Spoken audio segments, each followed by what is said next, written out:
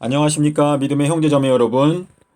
저는 오늘 이 시간에 마태복음 16장 4절에서 예수님께서 말씀하신 요나의 표적밖에 없느니라 하시고 저희를 떠나가시니 라고 말씀을 하셨는데요.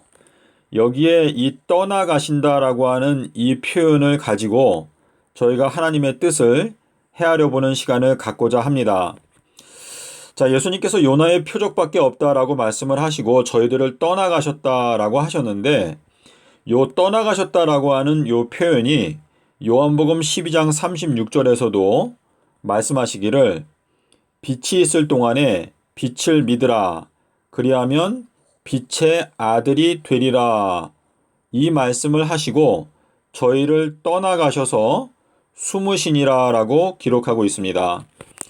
자, 저희가 이 빛에 대해서 잠깐 생각을 해봐야 되는데요. 요한복음 1장 8절에 보시면은요, 예수님께서는 이 세상에 와서 비치는 참 빛이다라고 말하고 있습니다. 그리고 침례 요한에 대해서는 설명하기를 침례 요한은 빛이 아니고 그 빛에 대해서 증거하기 위해서 온 사람이다 라고 말하고 있습니다. 자, 그래서 지금 이 성경에서 예수님께서는 유일하게 참된 빛이시고, 그리고 예수님께서 보내신 여러 일꾼들은 바로 예수님을 증거하기 위해서 보냄을 받은 증인들이다라는 것을 말씀을 하시는 것입니다. 자, 그런데 예수님께서 말씀하시기를 빛을 믿으라. 다시 말해서 예수 그리스도 자체를 믿으라라고 하는 말씀인데, 그리하면 빛의 아들이 된다, 예수님의 아들이 된다라고 말씀을 하시는 것입니다. 그런데 이 말씀을 하시고 나서 저희들을 떠나가셔서 숨으셨다라고 기록하고 있습니다. 자, 저희가 마태복음 11장 25절에 보시면은요, 예수님께서 하나님 아버지께 기도하실 때 천지의 주제시여 이것들을 지혜롭고 슬기 있는 자들에게는 숨기시고 어린아이들에게는 나타내심을 감사하나이다 라고 말했는데요. 지금 이 천국의 비밀을 지혜롭고 슬기롭다고 자부하는 자들에게는 숨기시고 어린아이들에게는 나타내셨다라고 말씀을 하시는 것입니다. 자, 그래서 여기에서 숨으셨다라고 하는 것은 하나님의 비밀이 숨기어지는 것을 의미하는 예수님의 행동이었습니다. 저희가 욥기서 26장 9절에 보시면 하나님께서는 그분의 보좌를 구름으로 가리우신다라고 말했습니다. 자, 하나님의 보좌를 구름으로 가리우신다라고 하는 이 표현을 생각할 때 여기에도 이게 숨기신다라고 하는 표현인데, 이 보좌라고 하는 것은 히브리어로 보름달이라고 하는 히브리어 단어와 보좌라고 하는 단어가 철자가 똑같습니다. 자, 그래서 지금 이 보좌를 구름으로 가리우신다라고 하는 요 의미는 결국은 이 예수님께서 통치하시는 나라, 이 재림의 약속에 대한 그 날짜를 하나님께서 구름으로 가리우신다라고 하는 의미가 되겠습니다. 자, 그리고 이제 요한복음 16장 7절에 보시면은요, 내가 떠나가는 것이 너희에게 유익하다라고 말씀을 하셨습니다. 자, 여기에도 떠나가는 것이 유익하다라고 말씀하셨는데, 왜냐하면 성령께서 오실 것이기 때문이다라고 말씀을 하셨습니다. 내가 떠나가면 성령이 오사 내 말을, 이거는 예수님의 말씀이죠. 다시 말해서 참 빛이신 예수 그리스도를 너희에게 생각나게 하시리라. 자, 예수님께서 떠나가시면 성령이 오셔서 예수님께서 하신 그 말씀들을 너희에게 생각나게 하실 것이다 라고 약속을 하시는 것입니다. 자, 그래서 지금 여기에서 이 떠나가신다라고 하는 요 표현 속에서 저희가 알게 되는 것은 예수님께서는 말씀을 하셨죠. 요나의 표적밖에 없느니라 라고 이렇게 말씀을 하시고 이제 저희들을 떠나서 하늘로 올라가셨는데 예수님께서 보내주시는 성령, 이 요나가 비둘기거든요. 비둘기. 자, 예수님께서 침례를 받고 물에서 올라오셨을 때 비둘기 성령이 내려왔습니다. 그와 마찬가지로 저희들이 이 땅에서 예수 그리스도를 받아들이고 저희가 물로 침례를 받게 되면 그때에 하늘에서 비둘기의 성령이 저희들에게 축복으로 주어질 수 있다라고 하는 약속이 되는 것입니다. 자, 그런데 이 비둘기의 성령의 표는 다시 말해서 요나의 표적은 삼낮 삼밤 땅 속에서 예수님께서 지내신다라고 하는 이 말씀인데 이 말씀을 현 기독교회가 믿지 않고 있습니다. 자, 요한복음 3장 32절에서 말씀하시기를 위로부터 오시는 이는 만물 위에 계시는데 그가 그 보고 들은 것을 증거하지만 그 증거를 받는 이가 없도다라고 예수님께서 한탄을 하셨습니다. 자, 예수의 증거를 받아들이지 않으면 결국은 예수님의 사람이 아닌 것입니다. 자, 그러면 저희가 또 하나를 더 보시겠습니다.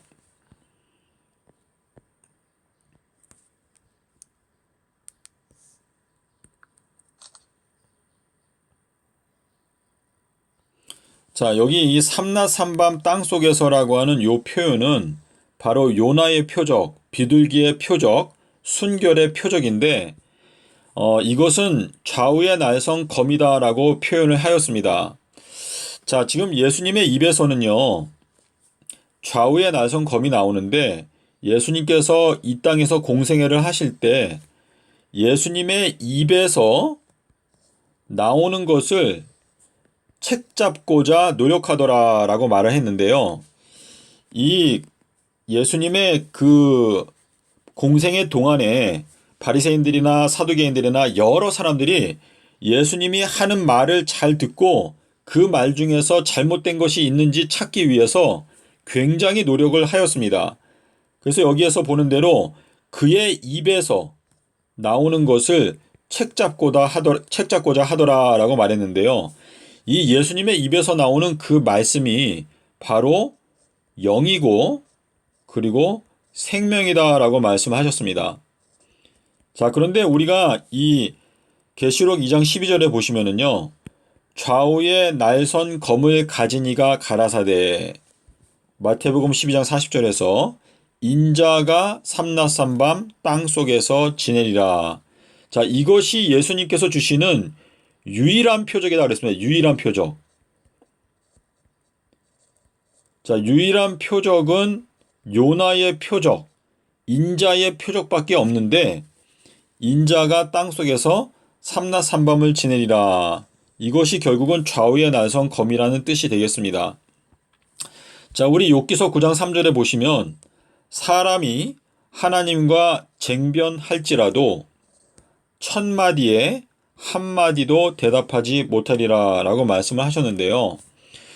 지금 예수님께서 심판하실 때 너희들은 내가 말한 삼낮 삼밤 땅 속에서라고 하는 이 말을 왜 믿지 아니하였느냐라고 물어보실 때 그 말씀에 대해서 한마디도 대답할 수 있는 사람은 아무도 없을 것입니다.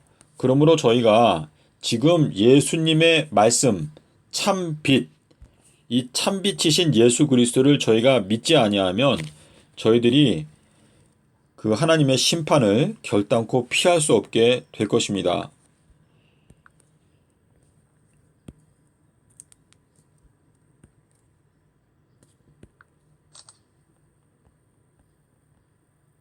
자, 여기에 보시면은요. 그리스도의 영이 없는 자는 그리스도의 사람이 아니며 육신에 속하여 하나님의 법에 굴복하지 아니하며 할 수도 없다라고 로마서에 기록하고 있습니다. 자, 우리의 마음 가운데 그리스도의 영이 없다는 것은 예수님께서 우리에게 보내시는 성령을 우리가 받지 못했다라고 하는 뜻인데 그리스도의 영이 없게 되면 하나님의 법에 굴복하지 아니할 뿐만 아니라 할 수도 없다라고 말하고 있습니다. 자, 육에 속한 사람은 성령의 일을 받지 아니하나니, 자, 이 성령은 우리 성경에 보면 예수 그리스도의 영이 곧 예수의 영이고 그것이 곧 성령이다라고 말씀을 하시고 있는데, 육에 속한 사람은 성령의 일을 받지 아니하나니, 이것은 뭐냐면 이 성령은 예수님의 말씀입니다. 예수님의 입에서 나온 말씀, 내가 너희에게 이른 말이 곧 영이고 생명이다 라고 말씀을 하셨거든요.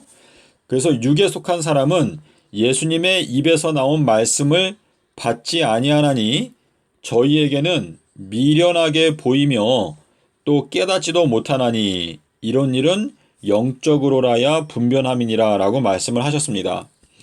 자, 우리 고린도전서 6장 17절에 보시면 주와 합하는 자는 한 영이니라 라고 말씀하셨는데요.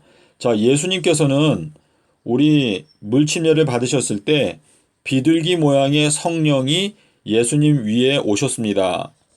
자, 그래서 예수님은 비둘기와 같이 순결한 영이 그 마음 가운데 거하시는 분인데, 주와 합하는 자는 한 영이다. 다시 말해서 우리 마음 가운데도 예수님과 똑같은 비둘기와 같은 순결한 영이 거하게 된다라고 하는 뜻입니다.